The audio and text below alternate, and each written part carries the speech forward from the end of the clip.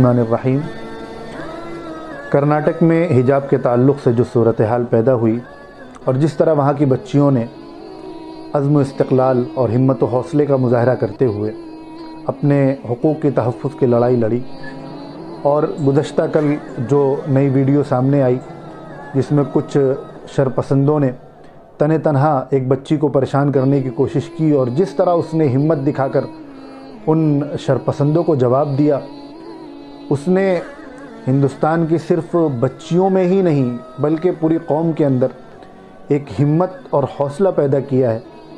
अल्लाह रब्बुल इज़्ज़त उन तमाम बच्चियों को जज़ाए खैर अता फ़रमाए, उनको और हिम्मत अता फ़रमाए, उनको और हौसला अता फ़रमाए। इस वक्त तो पूरी कौम उन बच्चियों के साथ है। मुसलमानान हिंद की सबसे क़दीम और सबसे बड़ी तंज़ीम जमीयत उलमा हिंद के सदर मुहतरम कायद जमयत हज़रत मौलाना सैयद महमूद मदनी दामत बरकातुहुम ने भी उन बच्चियों की हौसला अफजाई के लिए 5 लाख रुपए इनाम का ऐलान फरमाया है। अल्लाह रब्बुल इज़्ज़त मौलाना को जज़ाए खैर अता फ़रमाए। हम मौलाना को भी मुबारकबाद पेश करते हैं।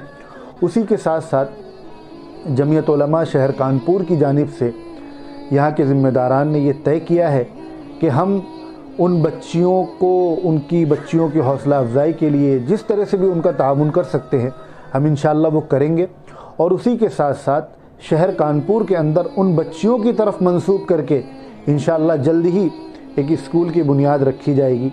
अल्लाह रब्बुल इज़्ज़त हम सबको इखलास के साथ काम करने की तौफ़ीक़ अता फ़रमाए, उन बच्चियों को हिम्मत और हौसला अता फ़रमाए, और हम लोगों ने जो ये अज़्म किया है कि हम उन बच्चियों के नाम से उन बच्चियों की तरफ मंसूब करके एक स्कूल की बुनियाद रखें।